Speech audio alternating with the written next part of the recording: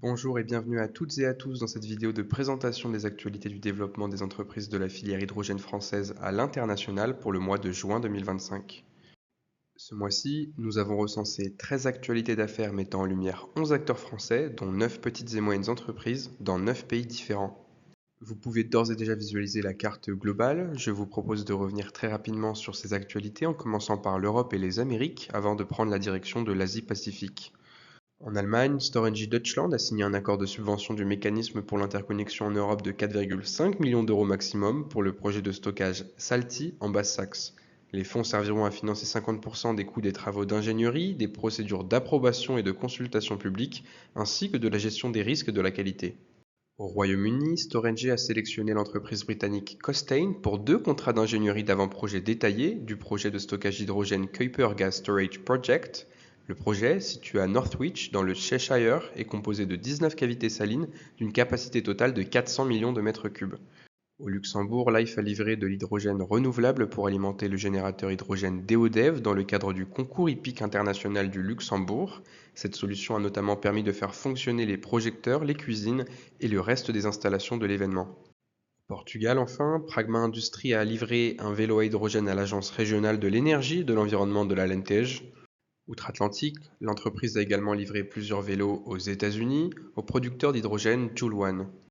Aux États-Unis également, Verso Energy a signé un mémorandum d'entente avec Riam pour des études conjointes sur la production d'hydrogène renouvelable et de captage de carbone pour la production de carburant de synthèse sur le site de production de cellulose de Jesup en Géorgie. En Argentine, Axens a signé un mémorandum d'entente avec l'entreprise allemande Greens Energy pour étudier la production de carburant de synthèse en Patagonie. Passons pour finir à l'Asie-Pacifique. En Indonésie, HDF Energy et Air Liquide ont signé un mémorandum d'entente avec le producteur d'électricité indonésien PT Krakatau Chandra Energy pour développer le système stationnaire iPower d'HDF dans la zone industrielle de Cilegon, à l'ouest de Jakarta. En Indonésie également, Ainaval a signé 2 mémorandums d'entente avec l'Association nationale des armateurs indonésiens et le Club des investisseurs du tourisme indonésien pour développer la mobilité maritime hydrogène.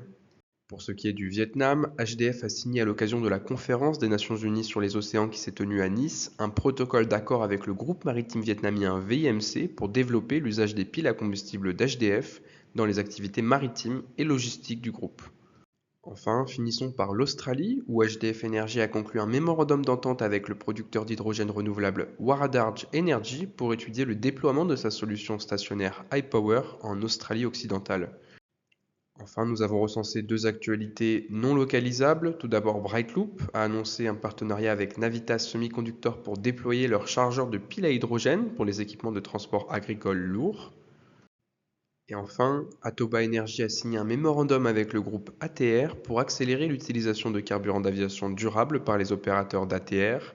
Dans le cadre de cet accord, les 2 sociétés étudieront les possibilités d'approvisionnement physique des aéroports en carburant d'aviation durable et les mécanismes de mass balance pour les compagnies aériennes sans accès physique direct au carburant.